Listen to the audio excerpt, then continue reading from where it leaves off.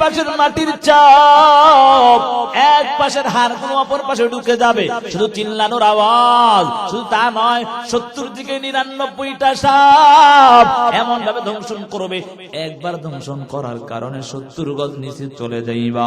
হাদিসের মধ্যে আসছে, যুবক সন্তান, ওই সাপ যদি দুনিয়ার জমিনে একটা বার শ্বাস ফালাইতো, কিয়ামত পর্যন্ত কখনো গাছপালা তরুলতা জন্মাইতো না। এরে যুবক সন্তান, ও বৃদ্ধ বাবা, আজকে কেমন করে নামাজ ছেড়ে দাও? আল্লাহর আযাবের ভয়টা কি তোমার অন্তরে হয় নাই? যখন যুবক সন্তান, বৃদ্ধ বাবা, আল্লাহর গোলামরা যখন গুনার কাজে লিপ্ত হও, আল্লাহ তাআলা ডাক দিয়া বলে, ইয়া আইয়ুহাল ইনসান মা গররাকা বিরব্বিকাল কারীম। এরে মানুষের দল, এ দুনিয়ার মানুষ, তোদেরকে তোদের রবের প্রতি কোন জিনিস ধোঁকায় পালায়া দিল? এত আদর করে মায়া করে বানায়া আমার রবকে কেমন করে ভুলে গেছিস রে যুবক সন্তান? তোর অন্তরের মধ্যে কি আমার মাওলার ভয় হয় না? আমার রব এত মায়া করে, এত আদর করিয়া এত সুন্দর জিসিমটা দান করলেন, এত সুন্দর চেহারাটা আমার আল্লাহ দান করলেন, এত সুন্দর বডিটা আল্লাহ দান করলেন। আমার রবকে কোনোদিন টাকা পয়সা কিছুই দিতে হয় না। আমার রব এত মায়া করে দেওয়ার পর কেমনে আমার রবকে ভুলে যান? একটা বারও কি তোর মনে একটু চিন্তাও হয় না? আমার রব কত মায়া করেছে জানো? দুনিয়ার মালিকের কাজ না করলে মালিক বেতন দেয় না। আমার রবের এত গোলামি করস না, নাফরমানি করস, তারপরে রব তোর জন্য খাবার বন্ধ করে দেয় নাই। আমার আল্লাহ তোর জন্য অক্সিজেন বন্ধ করে দেয় নাই। আবার আল্লাহ তোমার জন্য সূর্যের আলো বন্ধ করে দেয় নাই, চন্দ্রের আলো বন্ধ করে দেয় নাই। আল্লাহ পারতো তোর জন্য সূর্যের আলো বন্ধ করে দিত, চন্দ্রের আলো বন্ধ করে দিত। আমার আল্লাহ কিন্তু পারতেন একটা হাত তোমার পঙ্গু বানায়া দিতে। আমার রব কিন্তু পারতেন তোমার একটা চক্ষু কানা বানায়া দিতে, চোখ বন্ধ করে দিতে।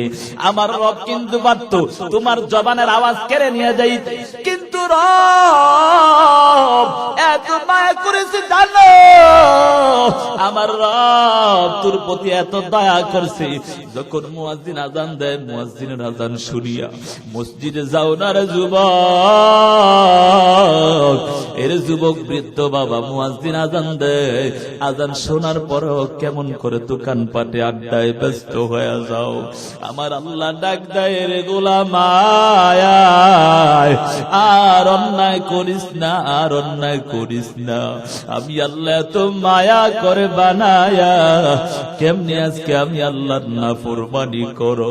এরে যুবক সন্তান, আমার মাওলার আযাবের ভয়টা অন্তরে ঢুকাও। মাওলার আযাবের ভয় নিয়ে জীবনটাকে পরিচালনা করো। আল্লাহর আযাবের ভয়টা নিয়ে নিজের জীবনটাকে পরিচালনা করো। যুবক সন্তান, আমার আল্লাহর আযাব সহ্য করতে পারবি না, কবরে রাখার পর মুনকার নাকির জবাব দিতে না পারলে ওইখানে আযাব শুরু হয়ে যাবে। কবরের মধ্যে জাহান্নাম থেকে সৌরং রাস্তা করে দেওয়া হবে। জাহান্নামের আগুনের তাপ কলিজা পর্যন্ত ভুনা ভুনা হয়ে যাবে। কেমন ভয়ঙ্কর হালাত জানো? আল্লাহকে ডাকবা, ও দয়ার মালিক, ও দয়ার আল্লাহ, একটু পানি দাও, পানি দাও। আল্লাহ তোমার কোনো ডাকেই শুনবে না। হাজার হাজার বছর পার হয়ে যাবে, আল্লাহ তোমার কোনো ডাকেই শুনবে না। এরে বাবা জানো, পানির পিপাসায় কাতর হইয়া আমার রবকে বারবার ডাকবা। আল্লাহ তাআলা আযাবের ফেরেশতা দিয়া আসরের ময়দানে যাওয়ার পর আল্লাহ যদি বলে, বক্তা সাহেব তোমার শ্রোতা নামাজ পড়ার আগে ভিড়া খাও। আরে বাবা, নিজের হিসাবই তো নাই, আপনারটা দেবে কি? বুঝেন নাই কথা? নিজের হিসাব মিলাইতে পারি না, আপনার হিসাব মিলাবে কি? আল্লাহ সকলকে কবুল করেন, সকলে বলে আমিন। আমরা এখন আসতে পেরে খুশি তো সবাই, এজন্য রবের দেয়া নিয়ামতের শুকর আরেকবার পড়ি আলহামদুলিল্লাহ। সর্বোপরি দুরূদ ও সালাম বিশ্ব মানবতার মুক্তির দিশারি সাইয়্যিদুল মুরসালিন জনাব মুহাম্মদুর রাসূলুল্লাহ সাল্লাল্লাহু আলাইহি ওয়া আলিহি ওয়াসাল্লামের উপর। সংক্ষেপে আমি কিছু কথা বলবো যদি আল্লাহ তৌফিক দেন। যে আয়াতগুলো তেলাওয়াত করেছি, রব্বি কারীম আল্লাহ তাআলা ঈমানদারদেরকে কয়েকটা আদেশ করেছেন। তার মধ্যে যদি এই আদেশগুলো আমরা মানতে পারি, আল্লাহ দুইটা পুরস্কার দিবেন। সুবহানাল্লাহ। দুইটা পুরস্কার পাওয়ার পর মৃত্যুর পর সোজা জান্নাতে চলে যাবেন। সুবহানাল্লাহ ওয়া বিহামদিহি। আল্লাহ বলেন, ইয়া আইয়ুহাল্লাযীনা আমানুত্তাকুল্লাহ, হে ঈমানদারেরা তোমরা আমি আল্লাহকে ভয় করো। আল্লাহ ঈমানদারদেরকে কেন বললেন? আমরা সংক্ষেপে যেটা বুঝি, ঈমানদার হলো আল্লাহ এবং তার রাসূলের সমস্ত বিধানকে বিশ্বাস করে। কথা বলেন ঠিক না বাবা? কেউ যদি শয়তানের ধোঁকায় পড়ে না মানে সেটা ভিন্ন ব্যাপার, কিন্তু বিশ্বাস করে। একটা মূল মাসআলা মনে রাখবেন, কেউ যদি নামাজ না পড়ে, রোজা না রাখে, সে বেঈমান না, সে গুনাহগার। সে কি? কথা বলেন, সে কি? তবে কেউ যদি রবের ক্ষুদ্র একটা বিধানকে অস্বীকার করে, সে বেঈমান। বুঝেন কি আমার কথা? আপনারা বুঝেন? বুঝতে কষ্ট হয় না তো? কেউ যদি নামাজ, রোজা, হজ, যাকাত আদায় না করে, শয়তানের ধোঁকায় পড়ে, তাহলে সে হলো গুনাহগার। সে কি? কেউ যদি রবের ক্ষুদ্র বিধানকে অস্বীকার করে, সে বেঈমান। বুঝে আসছে? তা আল্লাহ তাআলা ঈমানদারদেরকে বললেন তোমরা আমি আল্লাহকে ভয় করো। ঈমানদারদেরকে কেন বললেন? একটা প্রশ্ন আসে না? ঈমানদার তো আমরা আল্লাহর উপর ঈমান আনছি, ঠিক না বাবা? আল্লাহ কেন বললেন ঈমানদাররা তোমরা আমি আল্লাহকে ভয় করো? একটা সংক্ষেপে উদাহরণ দিলে বুঝবেন। একজন লোকের দুইটা বাচ্চা। কয়টা? একজন বড় আর একজন ছোট। বড়টার প্রতি আগে প্রথম একজন ছিল, তখন মায়া খুব বেশি ছিল। যখন ছোট সন্তান হয়েছে, তখন বড়টার থেকে একটু মায়া কমে ছোটটার প্রতি বেশি চলে আসে। কেন? দুর্বল বা তাকে আদর করে। এবং শুধু এতটুকুই নয়, বড় সন্তান বা অন্যান্যকে বলে তার দিকে নজর রাখবা। ঠিক না বাবা? আল্লাহ তাআলা ঈমানদারদেরকে কেন বললেন তোমরা আমি আল্লাহকে ভয় করো? আল্লাহ মায়া করে ভালোবেসেই তোমাদেরকে ঈমান নামক দৌলত দিয়েছেন। কথা বলেন। আমার মতো আপনার মতো রক্তে মাংসে মানুষ আছে না নাই? কাফের, বেঈমান, মুশরিক আছে না নাই? বাউল নামক শয়তান আছে না নাই? এই কথা বলেন, আছে না নাই? এ সমাজে আছে এমন শয়তান। এই শয়তানকে উৎখাত করতে হবে। কথা বলেন ঠিক? পারবেন তো ইনশাআল্লাহ? আল্লাহ কবুল করেন। আপনি আমার মাকে নিয়ে বলেন, বাবাকে নিয়ে বলেন, কোনো বাধা নাই। ব্যক্তি কেন্দ্রিক কষ্ট লাগতে পারে। যখন আপনি আমার রবকে নিয়ে কথা বলবেন, তোমার মতো কুলাঙ্গার এ দুনিয়াতে রাখা যাবে না। কথা বলেন। এখন যদি কেউ বলে কারো দলের পক্ষে অর্থাৎ বিপক্ষে, আমি কারো দলের বিপক্ষে বলছি? আমার রবকে নিয়ে যে কটূক্তি করে তার বিপক্ষে বলছি। কথা বলেন। এবার কে আওয়ামী লীগ, কে বিএনপি, জামাত, চরমনায়, জাসদ, বাসদ, সেটা আমার দেখার সময়। সবাই কার গোলাম? যদি কেউ তার পক্ষ নেই, তাহলে সে আল্লাহর গোলাম না। কথা বলেন ঠিক? শয়তানের গোলাম। কার গোলাম? কথা বলেন, কার গোলাম? রাগ করেন আর না করেন, কিছু বলার নাই, আমি বলেই যাব। পারবেন তো ইনশাআল্লাহ? আল্লাহর জন্য বলবো। এবার কে রাগ করছে, কে খুশি আছে, সেটা আমার দেখার সময় নাই। কথা বলেন। যে কথাগুলো বলবো, আল্লাহ যেন সকলকে আমল করার তৌফিক দান করে। সকলে বলে আমিন। তা আল্লাহ ঈমানদারদেরকে বললেন তোমরা আমি আল্লাহকে ভয় করো। ভালোবাসছেন বিদায় তো ঈমান নামক দৌলত দিয়েছেন, ঠিক না বাবা? তাহলে আমাকেও আপনাকে পারতেন আল্লাহ নাসারা বানাইতে, ইহুদি বানাইতে, ঠিক নি বাবা? তা আল্লাহ ঈমান নামক দৌলত দিয়েছে ভালোবেসে। আল্লাহ বলেন, হে ঈমানদাররা, কেন বলছি তোমরা আমি আল্লাহকে ভয় করো? আমি ঈমান নামক দৌলত দিয়েছি ভালোবেসে। এই ঈমান নামক দৌলত যেন শয়তান কেড়ে নিয়ে না যায়। কথা কি বুঝাইতে পারলাম? ঈমান নামক দৌলত যেন কেড়ে নিয়ে না যায়, শয়তান কেড়ে নিয়ে না যায়। বাউলের পক্ষ যেন না নেও, শয়তানদের পক্ষ যেন না নেও। ঈমানটাকে হেফাজত করতে হবে। বহু দেখছি নামাজ ভাঙ্গের কারণ, ওযু ভাঙ্গের কারণ, রোজার কারণ সব বলছে, কিন্তু ঈমান ভাঙ্গের কারণ কেউ বলছে না। ঠিক না? এজন্য সাবধান। আল্লাহ হেফাজত করেন। সকলে বলে আমিন। তাহলে আল্লাহ ঈমানদারদেরকে বলছেন ভালোবেসে, ঠিক না বাবা? এক নাম্বার আদেশ কি? ইত্তাকুল্লাহ। কার ভয়? জোরে বলেন, কার ভয়? দ্বিতীয় নাম্বার ওয়াকুলু কাওলান সাদীদা। জবানকে হেফাজত করো, জবান দ্বারা সঠিক কথা বলো, জবানকে ন্যায়পরায়ণভাবে পরিচালনা করো। এই দুইটা কাজ যদি আপনারা করতে পারেন, আল্লাহ দুইটা পুরস্কার দিবেন। বাবা, মানুষ বলতে ভুল হতে পারে কি পারে না? মানুষের কাজ ভুল করা, আল্লাহর কাজ হলো বান্দাকে ক্ষমা করা। সুবহানাল্লাহ। মানুষের কাজ হলো ভুল করা, আল্লাহর কাজ কি? বান্দাকে ক্ষমা করা। সুবহানাল্লাহ। তবে ক্ষমার কাজও আমাদের করতে হবে। নামাজ না পড়ে যদি কয় আল্লাহ মাফ করে দিবে, এত সহজ? কিছু কিছু লোক আছে দেখবেন, আমার কলব ঠিক আছে, বুঝেন নাই?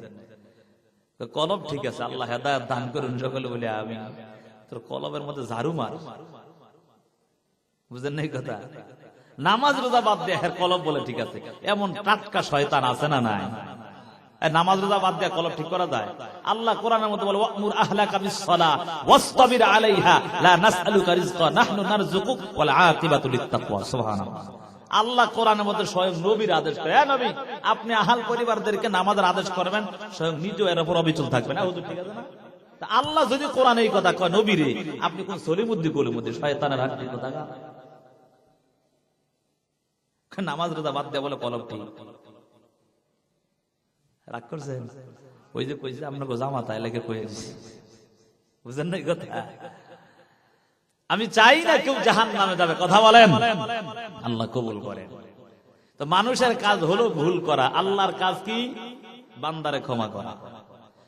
আল্লাহ বলেন যদি তোমরা দুইটা আদেশকে আমার মানতে পারো, আমি আল্লাহ দুইটা পুরস্কার দিব। এক নম্বর পুরস্কার ইউসলিহ লাকুম আমালাকুম, তোমার কৃত আমলকে আমি আল্লাহ সংশোধন করে দিব। সুবহানাল্লাহ। আর বাবা মানুষ আমরা তো দুর্বল, ঠিক না? নামাজ পড়ি, কত রকমের ভুল আমার হয়ে যায়, আপনার হয়ে যায়, ঠিক না বাবা? জানা আছে? কেউ কোনো গ্যারান্টি দিতে পারবে যে নামাজ কবুল হয়েছে? তো আল্লাহ দয়া করলে কবুল করতে পারে কি পারে না? এজন্য যদি কোনো ভুলও হয়, আল্লাহ বলেন যে যদি দুইটা আমল করতে পারো, এক নাম্বার ভয় আল্লাহ, দ্বিতীয় নাম্বার যদি জবানকে হেফাজত করতে পারো, আমি আল্লাহ দুইটা পুরস্কার, এক নাম্বার পুরস্কার তোমার যত কৃত আমল আছে সব আমলকে আমি সংশোধন করে দিব। সুবহানাল্লাহ। আচ্ছা বলেন তো, যদি আমল সংশোধন করার ভুল থাকে, এটা আল্লাহ কোরআনে বলেন। দ্বিতীয় পুরস্কার ওয়াগফির লাকুম যুনুবাকুম, শয়তানের ধোঁকায় পড়ে গুনাহ করছি বাবা, কি করছি? শয়তানের ধোঁকায় পড়ে গুনাহ করছি। আল্লাহ বলেন যদি তুমি ভয় করতে পারো, জবানকে হেফাজত করতে পারো, এক নম্বর পুরস্কার তোমাকে আমি আল্লাহ কৃত আমল সংশোধন করে দেব। শুধু তাই নয়, জীবনে কত গুনাহ করছো আমি আল্লাহ গুনাহকেও মাফ করে দেব। সুবহানাল্লাহ। আচ্ছা বলেন তো, আমলে ভুল নাই, জীবনে গুনাহও নাই, মরার পরে জান্নাতি না জাহান্নামী? কথা কয় না। ইয়া ইলাহি তো মেরা মাবুদ है, या इलाही तो मेरा माशूक है, या इलाही तो मेरा गफ्फार है, या इलाही तो मेरा सत्तार है। রব ডাক দিয়া বলেন, হে ইমানদারের দল, তোমরা আমি আল্লাহকে ভয় করো, জবানকে হেফাজত করো। যদি দুইটা কাজ করতে পারো, আমি আল্লাহ তোমাকে দুইটা পুরস্কার দান করব। এক নম্বর পুরস্কার, আমি আল্লাহ তোমার জীবনে যত কৃত আমল হবে সেই আমলগুলোকে আমি আল্লাহ সংশোধন করে দেব। সুবহানাল্লাহ। রব্বে কারীম আল্লাহ বলেন, হে দুনিয়ার মানুষ, ইমানদাররা তোমরা আমি আল্লাহকে ভয় করো, জবানকে হেফাজত করো, জবান দ্বারা সঠিক কথা বলো, জবানকে ন্যায় পরায়ণ ভাবে পরিচালনা করো। এর বাবা তাকায় দেখো, বড় ক্ষমতাধর এলাকায় আছে না নাই? টাকা পাইয়া তার জবানটাকে অন্যায় পথে অবলম্বন করে আছে না না? আসেনি? আমগে এই সমাজে এগুলা নাই। হায় হায়, কি আল্লাহ থাকলো ভালো বানায় দেখ, কথা কয় থাকলো আল্লাহ ভালো বানায় দেখ, বুঝ দেখ। এ টাকা পাইয়া ডান হাতের বিচার বাম হাতে নাই। এরে যুবক সন্তান, আজকে টাকার পিছনে পইরা দুনিয়াও তোমার শেষ, আখিরাতও শেষ, ঠিক নেই? টাকার পিছনে পইরা দুনিয়াও শেষ করলা, আখিরাতও শেষ করলা, জিরু জিরু সব। এরে বাবা, এই জন্যই মাহফিল দেওয়া, অন্তরকে পরিশুদ্ধ করতে হবে আমাদের, কথা বলেন ঠিক নেই? জবান দ্বারা কখনো মিথ্যা কথা বলা যাবে না, জবানটাকে সঠিকভাবে পরিচালনা করতে হবে। এক নাম্বার আদেশ কার ভয় অন্তরে রাখতে হবে, জোরে কয় না কার ভয়? এক নাম্বার আদেশ হলো আল্লাহর ভয়। কোন যুবক সন্তান, বৃদ্ধ বাবা, পর্দার আম্মা জানের অন্তরের মধ্যে যদি আমার আল্লাহর ভয় থাকে, তাহলে কখনো গুনাহের কাজ করতে পারে? কথা বলে। যদি রবের ভয় অন্তরে থাকে, গুনাহ করতে পারে? হে যুবক সন্তান, তাকায় দেখো, আজকে তুমি তোমার মায়ের ভয় করিয়া, বাবার ভয় করিয়া তুমি দরওয়াজা আটকায়া দিছো। কেন আটকাইলা? বলে আমার মা দেখবে, আমার বাবা দেখবে, এই জন্য আমার মনে ভয়, আমার ইজ্জত নষ্ট হয়ে যাবে, আমার লজ্জা হবে, শরম হবে, এই জন্য আমি দরওয়াজা আটকায়া দিলাম। ও যুবক সন্তান, ও বৃদ্ধ বাবা, একটু হাতে ধরে পায়ে ধরে বলে যাই, কেমন করে অন্যায় করো? তোমার মার ভয় করলা, তোমার বাবার ভয় করলা, তুমি সবার ভয় করিয়া দরওয়াজা আটকায়া দিলা। ও যুবক সন্তান, তোমার একটু প্রশ্ন করে জানতে চাই, তোমার মা দেখবে এই জন্য দরওয়াজা আটকাইলা, কিন্তু একজন দেখে, তিনার নামটা কি? ওয়াহুয়া মাআকুম আইনামা কুনতুম, তুমি যেখানেই যাও না কেন তোমার সাথে কে আছে? জোরে বলে না, কি আছে? এরে যুবক সন্তান, ও বৃদ্ধ বাবা, ও পর্দার আম্মা জানেরা, তোমার সাথে একজন আছে, তিনি হলেন আমার রব। ও যুবক সন্তান, এই জন্য অন্যায় করা যাবে না, তোমার মনের মধ্যে সব সময় আমার মাওলার ভয় রাখতে হবে। এরে কলিজার টুকরা যুবক, আজকে কত রকমের অন্যায় কাজ করিয়া করিয়া নিজের জীবনটাকে ধ্বংস করে দিলা। আল্লাহর আযাব বড় ভয়ঙ্কর, এই আযাব সহ্য করার কারো এক সেকেন্ডের ক্ষমতা নাই। এ যুবক সন্তান, আমার আল্লাহর আযাব কত ভয়ঙ্কর জানো? আমার আল্লাহর আযাবটা কত ভয়ঙ্কর। ও যুবক সন্তান, দুনিয়ার আগুনে সহ্য হয় না, লাগা মাত্র সব জ্বলে পড়ে ছারখার হয়ে যায়, ঠিক না? দুনিয়ার আগুন লাগা মাত্র সব কিছু জ্বলে পড়ে ছারখার হয়ে যায়। এত মজবুত মজবুত দালান কোটা সব জ্বলে যায়, এত মজবুত মজবুত লোহাগুলো সব জ্বলে পড়ে ছারখার হয়ে যায়। এই দুনিয়ার আগুন তো কিছুই না রে যুবক সন্তান। এর যুবক সন্তান, ওই দুনিয়ার আগুন থেকে 70 গুণ বেশি হলো জাহান্নামের আগুন। আজকে কি তাকায়া দেখো না, কয়েক মাস আগেই তো ঢাকা উত্তরাতে মাইলস্টোন স্কুলের মাঝে আগুন লাগিয়া কত সন্তান দুনিয়া থেকে বিদায় নিয়ে চলে গেল, ঠিক নেই? কত সন্তানের মা নাই, বাবা নাই, মা গেছে সন্তান আনার জন্য, মাও চলে গেল, সন্তানও চলে গেল, আসেনি? এর যুবক সন্তান, এই দুনিয়ার আগুন তো কিছুই না, এই দুনিয়ার আগুনে আমরা সহ্য করতে পারি না, ওই কবরের আযাব কেমনে সহ্য করবারে যুবক সন্তান? তুমি গুনাহ করতেছো, সবার ভয় করে, লজ্জা করে, জন্য দরওয়াজা আটকায় গুনাহ করো। ঘরের দরওয়াজা আটকাইয়া গভীর রাত মোবাইলের হেডফোন লাগায়া গুনার মধ্যে লিপ্ত হয়ে গেছে। এই অবস্থায় তোমার আজরাইল এসে হাজির হয়ে গেছে। আল্লাহর নবী হাদিসের মধ্যে বলেন, ক্বালা রাসূলুল্লাহ সাল্লাল্লাহু আলাইহি ওয়া আলিহি ওয়া সাল্লাম, তাহইয়াউনা কামা তামুতুন ওয়া তামুতুনা কামা তাহইয়াউন। দুনিয়ায় তোমার চলন যেমন হবে, মরণও কিন্তু তেমন হবে। মরণ তোমার যেমন হবে, তোমার হাসরও কিন্তু তেমন হবে। এর যুবক সন্তান, মোবাইলের হেডফোন লাগায় ঘুমায় গেছো, এই অবস্থায় তোমার কাছে আজরাইল এসে হাজির হয়ে গেল, এই অবস্থায় তোমার মৃত্যু হয়ে যায়।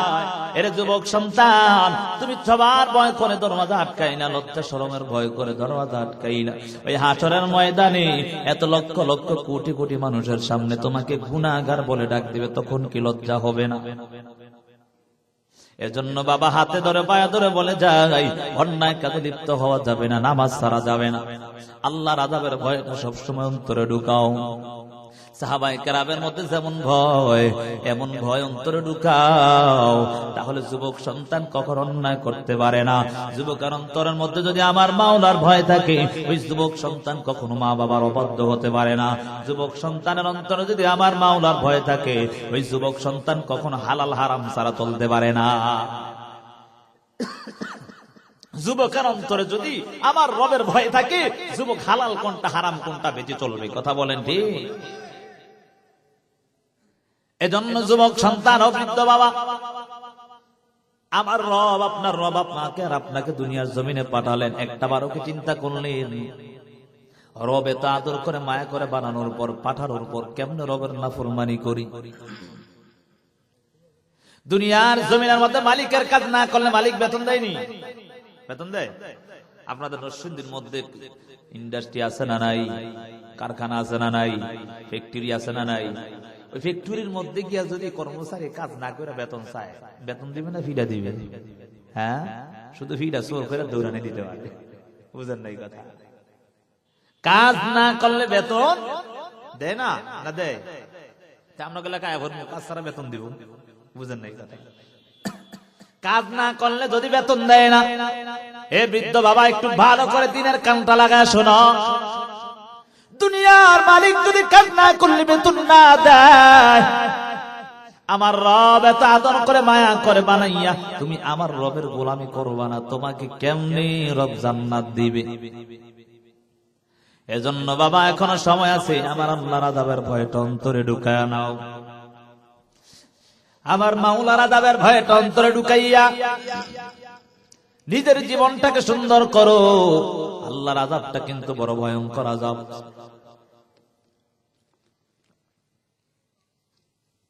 এই আযাব সহ্য করার কারণ এক সেকেন্ডেরও ক্ষমতা নাই। সাহাবায়ে কেরামের জীবনের দিকে লক্ষ্য করে তাকায় দেখো, সাহাবায়ে কেরাম কেমন ভয়। এর যুবক সন্তান আজকে যদি একটু মাথা পুরি পাওয়া যায়, নেতাগিরি পাওয়া যায়, তার ভাবে এই এলাকায় লোক থাকতে পারে না। ঠিক নেই? অথচ সাহাবায়ে কেরামও বড় বড় নেতা ছিল, কথা কয় না। হ্যাঁ, ওমরের মতো যদি আমগো দেশে হইতো দেখতেন অবস্থা। হ্যাঁ, ওমর অর্ধ জাহানের শাসক হওয়ার পরেও কেমন ভয়। এ যুবক সন্তান উবাইদা ইবনুল জাররাহ রাদিয়াল্লাহু তাআলা আনহুর ব্যাপারে ঘটনা আসছে। গভর্নর হওয়ার পরেও আল্লাহর বান্দার অন্তরের মধ্যে কেমন ভয়। ওমরের শাসন আমলে সিরিয়ার জমিনের গভর্নর নিযুক্ত করলেন উবাইদা ইবনুল জাররাহ। উবাইদা ইবনুল জাররাহকে যখন খলিফা নিযুক্ত করলেন, গভর্নর বানালেন, বানানোর পর আল্লাহর নবীর প্রিয় সাহাবী উবাইদা ইবনুল জাররাহ রাদিয়াল্লাহু তাআলা গভর্নরের দায়িত্ব পালন করে। ওমর একদিন ডাক দেয়া বলে, আপনাকে যে গভর্নর বানালাম, তবে জানতে চাই আপনার এলাকার হালাতটা আমি একটু দেখতে চাই। ওমরের মনে মনে ভাব যে আবু উবাইদা ইবনুল জাররাহকে যে আমি গভর্নর বানাইলাম, দায়িত্ব দিলাম, দায়িত্ব কতটুকু আদায় করে, নাকি আবার ঘরের মধ্যে সব নিয়ে ঢুকায়। বুঝেন নাই কথা? আমাদের দেশের নেতা হইলে করোনার মধ্যে দেখছেন না অবস্থা, গরিবের সম্পদ সব নিয়ে নিজের ঘরে ঢুকাইছে। হ্যাঁ, এগুলা বললে হুজুর ভালো না, এগুলা বললেই কি হুজুরের চাকরি নাই, হুজুর আমরা জান গিয়া। বুঝেন নাই কথা? আমরা করে যেমনি করি আমার জুমার ওয়াজ এমনি করি। আল্লাহ বুঝার তৌফিক দেন, সকলে বলে আমিন। হায় হায় হায় হায়, দায়িত্ব যদি একটু পায় দেখা যায় অবস্থা। যার জীবনে জুতা কিনার টাকা ছিল না, হ্যাঁ বড় প্যারাডু গাড়ি দিয়া চলে। মূল কারণ হলো তার মধ্যে রবের ভয় না, রবের কাছে জবাবদিহি করতে হবে, সেই চিন্তাটাও তার মধ্যে নাই। কথা বলেন? এই চিন্তা যদি থাকতো, এই কাজ করতো, গরিবের সম্পদ লুটা খাইতো। হ্যাঁ, গরিবের সম্পদ মাইরা খাইতো। হে বাবা, কথাটা মূলত বুঝাতে চাচ্ছিলাম, রাজত্ব পাওয়ার পর কেমন আমার আল্লাহর ভয়। উবাইদা ইবনুল জাররাহকে গভর্নরের দায়িত্ব দেওয়ার পর ওমর রাদিয়াল্লাহু তাআলা আনহু ডাক দিয়া বলে, এরে উবাইদা ইবনুল জাররাহ, আমি চাই তোমার বাসায় একদিন মেহমান হোক। উবাইদা ইবনুল জাররাহ বলে, ও হুজুর, আপনি যদি আমার ঘরের মেহমান হন আপনি বড় কষ্ট পাবেন। ওমরের মনের মধ্যে একটা প্রশ্ন জেগে গেল, আমি যাইতে বলি মানুষ দাওয়াত দিয়ে নিতে পারে না, হ্যাঁ আমি বলে কষ্ট পাবো, অন্য কোনো কিছু আসেনি। ওমর বলে, না না, আমি আপনার বাসায় যাব, মেহমান হব। উবাইদা ইবনুল জাররাহ রাদিয়াল্লাহু তাআলা আনহু কিছুদিন পর আল্লাহর নবীর প্রিয় সাহাবী খলিফা ওমরকে ডাক দিয়া বললেন, হুজুর আজকে আমার বাসায় মেহমান হতে পারেন। ওমরকে নিয়া উবাইদা ইবনুল জাররাহ রওনা হয়ে গেলেন। হাঁটতে হাঁটতে সিরিয়ার জমিনের শহর এলাকার মধ্যে চলে আসলেন। ওমর চিন্তা করলেন, মনে হয় উবাইদা ইবনুল জাররাহর এলাকা মনে হয় এটাই। ওমর তাকায় দেখে উবাইদা ইবনুল জাররাহ রাদিয়াল্লাহু তাআলা আনহু হাঁটতেছে আর সামুদ্রিক রানা। শহর অঞ্চল সব পেরিয়ে গেল, কিন্তু ওমর তাকায় দেখে উবাইদা ইবনুল জাররাহর বাসা এখনো দেখা যায় না। ওমর ডাক দিয়া বলে, রে উবাইদা ইবনুল জাররাহ, কোথায় যাচ্ছ বলো, কোথায় তুমি রওনা হচ্ছ? আমি তো চাচ্ছিলাম তোমার বাসার মেহমান হোক। এ কথা বলার পর উবাইদা ইবনুল জাররাহ রাদিয়াল্লাহু তাআলা আনহু বলে, ও নবীর সাহাবী, আপনাকে তো আমার মেহমান খাওয়ার জন্য আমি নিয়ে যাচ্ছি। শহর শেষ, এরপরও কোথায় নিয়ে যাচ্ছ আমাকে?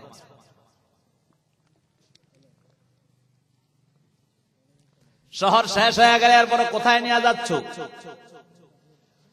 বলে আর একটু সামন দিকে গেলে আমার বাসা পাওয়া যাবে। ওমর আরো কিছু দূর যাওয়ার পর তাকায় দেখে মরুভূমি অঞ্চল, কিছুই দেখা যায় না, কোন বাড়িঘর কিছুই নাই, শুধু মরুভূমি। সৌদি আরব যারা গেছেন দেখছেন না, মরুভূমি অঞ্চল, এমন কোন বাসা নাই, কিছুই নাই। ওমর আবার ডাক দেয়, রে উবাইদা ইবনুল জাররাহ বলো। নবীর প্রিয় সাহাবী বলে, হুজুর আর একটু কষ্ট করেন, একটু সামনে গেলে আমার বাসাটা পেয়ে যাবে। কেমন যেন উবাইদা ইবনুল জাররাহ হাঁটি হাঁটি পা পা করে রওনা হইয়া তাকায় দেখে মরুভূমি অঞ্চলের মধ্যে একটা ঝুপড়ি ঘর দেখা যায়। উবাইদা ইবনুল জাররাহ রওনা হয়ে গেলেন, ওই ঘরের মধ্যে প্রবেশ করলেন।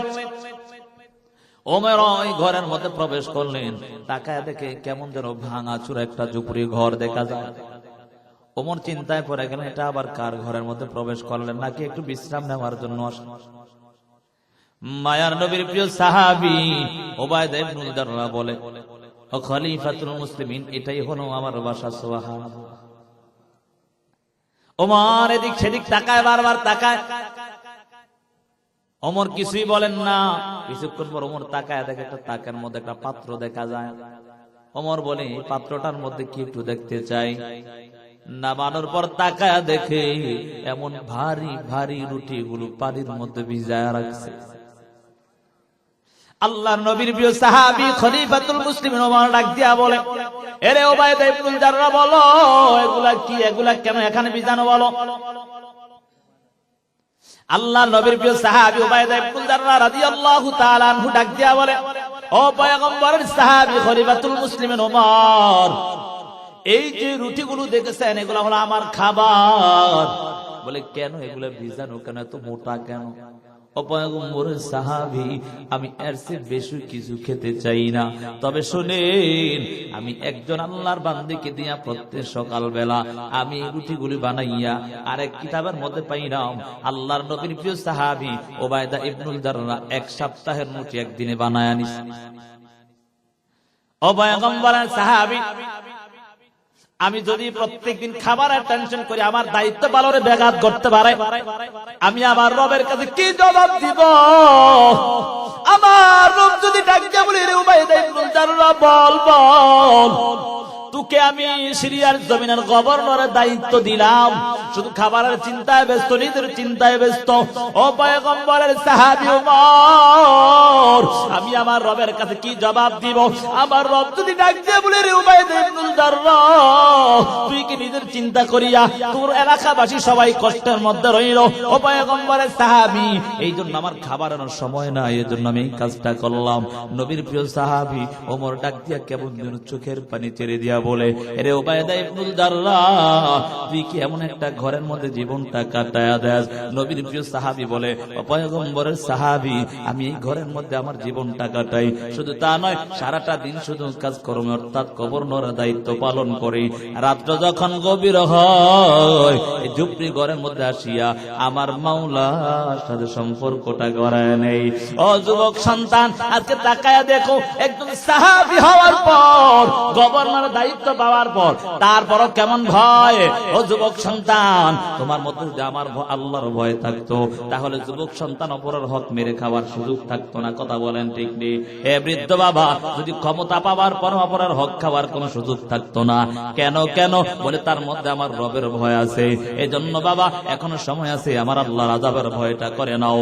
আল্লাহর আযাবের ভয় করলে দুনিয়াও সুন্দর, আখিরাতও সুন্দর হয়ে যাবে। হে যুবক সন্তান, টাকা দেখো, বড় বড় নেতা সাজে, কিন্তু সবাই সামনে ভালো বললেও পিছনে তাকে গালি দেয়।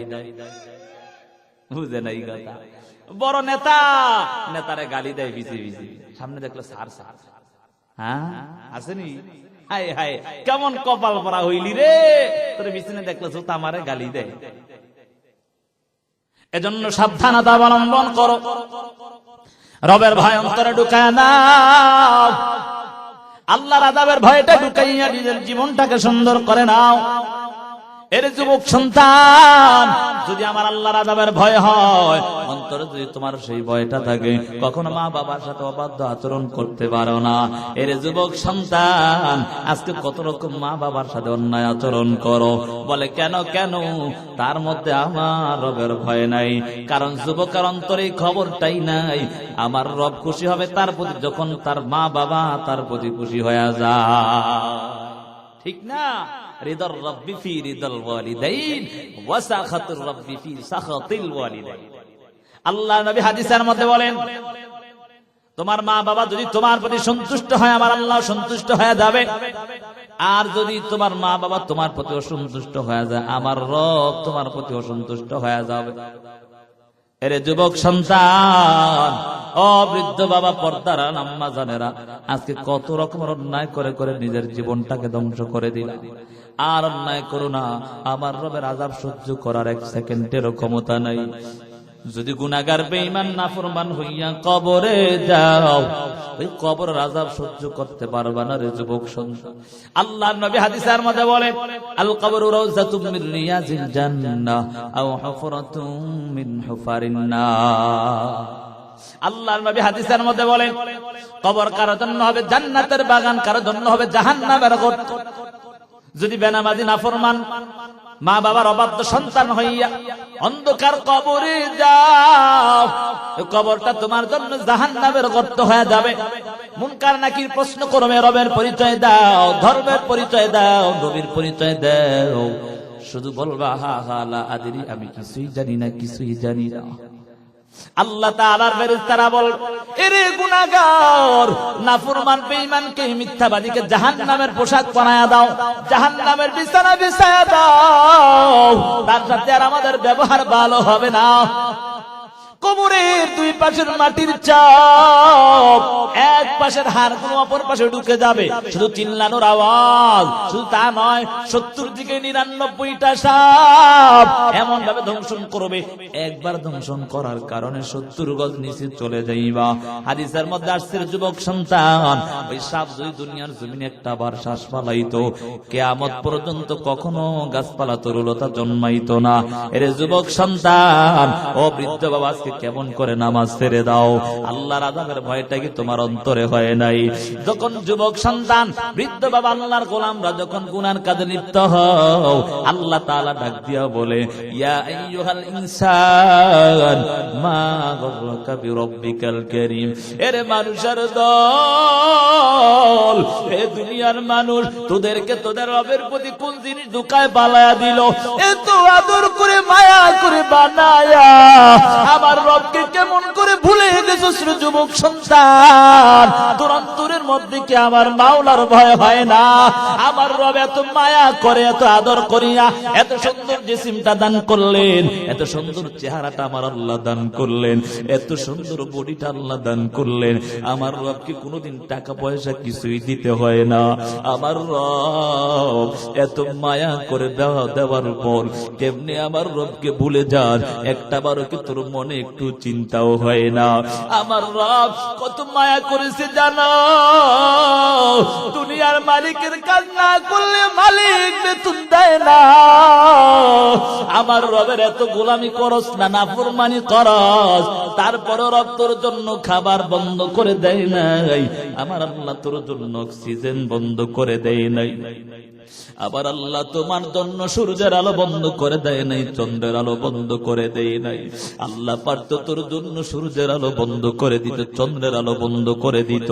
আমার আল্লাহ কিন্তু পারতেন একটা হাত তোমার পঙ্গু বানায়া দিতে। আমার রব কিন্তু পারতেন তোমার একটা চক্ষু কানা বানায়া দিতে, চোখ বন্ধ করে দিতে। আমার রব কিন্তু পারত তোমার জবানের আওয়াজ কেড়ে নিয়ে যাইতে। কিন্তু রব এত মায়া করেছে জানো? আমার রব তোর প্রতি এত দয়া করছে, যখন মুয়াজ্জিন আযান দেয়, মুয়াজ্জিনের আযান শুনিয়া মসজিদে যাও না রে যুবক। এর যুবক বৃদ্ধ বাবা, মুয়াজ্জিন আযান দেয়, আযান শোনার পরও কেমন করে দোকান পাটে আড্ডায় ব্যস্ত হয়ে যাও। আমার আল্লাহ ডাক দেয়, রে গোলাম আয় আর অন্যায় করিস না, আর অন্যায় করিস না। আমি আল্লাহ এত মায়া করে বানায়া কেমনি আজকে আমি আল্লাহর নাফরমানি করো। এরে যুবক সন্তান, আমার মাওলার আযাবের ভয়টা অন্তরে ঢুকাও। মাওলার আযাবের ভয় নিয়ে জীবনটাকে পরিচালনা করো। আল্লাহর আযাবের ভয়টা নিয়ে নিজের জীবনটাকে পরিচালনা করো। যুবক সন্তান, আমার আল্লাহর আযাব সহ্য করতে পারবি না, কবরে রাখার পর মুনকার নাকির জবাব দিতে না পারলে ওইখানে আযাব শুরু হয়ে যাবে। কবরের মধ্যে জাহান্নাম থেকে সৌরং রাস্তা করে দেওয়া হবে। জাহান্নামের আগুনের তাপ কলিজা পর্যন্ত ভুনা ভুনা হয়ে যাবে। কেমন ভয়ঙ্কর হালাত জানো? আল্লাহকে ডাকবা, ও দয়ার মালিক, ও দয়ার আল্লাহ, একটু পানি দাও, পানি দাও। আল্লাহ তোমার কোনো ডাকেই শুনবে না।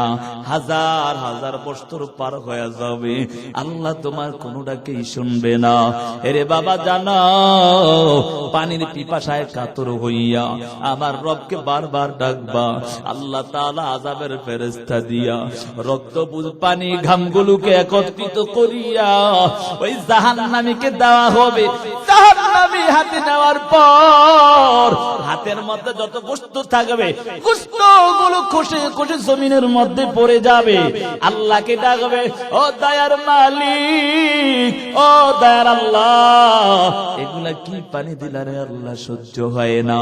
পানির পিপাসায় কাতর হয়ে গেলাম, আল্লাহ তোমার আর কোনো ডাকেই শুনবে না। নিরুপায় হইয়া ওই রক্তপুঞ্জ পানি ঘামগুলোকে চেহারার সামনে নেওয়ার পর চেহারার মধ্যে যত গোশত থাকবে গোশতগুলো খসে খসে জমিনের মধ্যে পড়ে যাবে।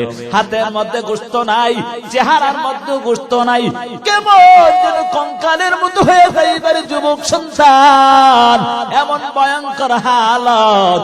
আল্লাহকে আবারও ডাকবা, আল্লাহ, ও আল্লাহ আর সহ্য হয় না, ও আল্লাহ একটু পানি দাও না, পানি দাও না। আল্লাহ তারপরেও তোমার কোনো ডাকই শুনবে না। নিরুপায় হইয়া এই রক্তপুঞ্জ পানি ঘামগুলোকে যখন মুখে দেওয়া হবে, ভিতরে যত রারি বুনি আছে সব পিছনের রাস্তা দিয়া বের হয়ে যাবে। এর যুবক সন্তান, একটু কি তাকায়া দেখো না, 9 কোটি 30 লক্ষ মাইল দূরে সূর্য। ওই সূর্যের 12টা মুখ দ্বারা তাপ দেয় না, একটা মুখ উল্টো পিঠ দ্বারা তাপ দেয়। তারপর আল্লাহ ওই সূর্যের পিঠের মধ্যে পানি ঢালে, ফেরেশতা দ্বারা পানি ঢালে। তারপর চৈত্র মাসে রোদের আলো সহ্য করতে পারি না, চেহারার কালার নষ্ট হয়ে যায়। কেমন যেন যারা কৃষি কাজ করে তাদেরকে প্রশ্ন করবেন, রোদের কত তাপ, ও বাবা সেই তাপে আমরা সহ্য করতে পারি না। ওই কঠিন হাসরের ময়দানে আমার আল্লাহ তাআলা ওই সূর্যটাকে এক হাত উপরে নিয়ে আসবে। সূর্যের তাপে জমিটা কেমন যেন তামা তামা হয়ে যাবে। গুনাহগার বেঈমানদের মাথার মগজগুলো টাস টাস টাস টাস করে বাতের মারের মতো ফুটতে থাকবে। কেমন ভয়ঙ্কর হালত। ও বৃদ্ধ বাবা, আজকে সন্তানদের জন্য কত কিছুই না করলাম, বিবি বাল বাচ্চার জন্য কত কিছুই না করলা, অথচ এই সন্তানরা কেউ তোমার আপন হবে না। ইয়াউমা ইয়াফিরুল মারউ মিন আখি ওয়া উম্মিহি ওয়া আবি ওয়া সাহিবাতিহি ওয়া বানি। ও দুনিয়ার মানুষ শোনো, যেই সন্তানদের জন্য ভাই বোন আত্মীয় স্বজনের জন্য কত কিছুই না করলা, একটা নেকের জন্য সবাই তোমাকে ভুলে যাবে। মা সন্তানকে পরিচয় দিবে না, সন্তান মা বাবাকে পরিচয় দিবে না। এর কলিজার টুকরা যুবক সন্তান, ও বৃদ্ধ বাবা, আজকে থেকে তওবা করো। আর জীবনে অন্যায় করব না, আর জীবনে মা বাবারে কষ্ট দিব না, আর জীবনে আমার আল্লাহর আযাব সহ্য যেহেতু করতে পারবো না, জন্য নামাজও ছাড়বো না। এরে বাবা, এখন থেকে তওবা করো। যারা মা বাবার সাথে অন্যায় করেছো আজকে থেকে ক্ষমা চাও। এরে মা, জীবনে কত অন্যায় তোমার সাথে করেছি। এ যুবক সন্তান, স্ত্রীর ফাঁদে পড়িয়া বৃদ্ধ মা বাবার সাথে কত অন্যায় করলি। এরে যুবক জানো জানো, এই মা বাবার দোয়ার কারণে আল্লাহ তোমাকে কত দূর উঠায় নিবে। আবার মা বাবা যদি বদদুয়া দেয় জীবন ধ্বংস হয়ে যাবে। এই জন্য যুবক সন্তান আজকে থেকে তওবা করো, আর জীবনে মা বাবারে কষ্ট দিব না, আর জীবনে নামাজ ছাড়ব না, আর জীবনে বড়দের সাথে অসম্মান সূচক আচরণ করব না, আর জীবনে মাওলার ভয় ছাড়া জীবনটাকে পরিচালনা করব না। যদি খাঁটি নিয়ত হয় দুটো হাত আমার আল্লাহকে দেখায়া দাও, ও আল্লাহ কবুল করে নাও, জাহান্নামের আযাব থেকে হেফাজত করেন আল্লাহ, অসুস্থদেরকে সুস্থতার জিন্দেগি দান করেন আল্লাহ, তওবার ওপর মজবুত হয়ে চলার তৌফিক দাও ও আল্লাহ। এলাকাবাসী সকলকে আপনি কবুল ও মঞ্জুর করেন আল্লাহ। যে কথাগুলো বললাম সর্বপ্রথম আমাকে আমল করার তৌফিক দান করেন, আমিন।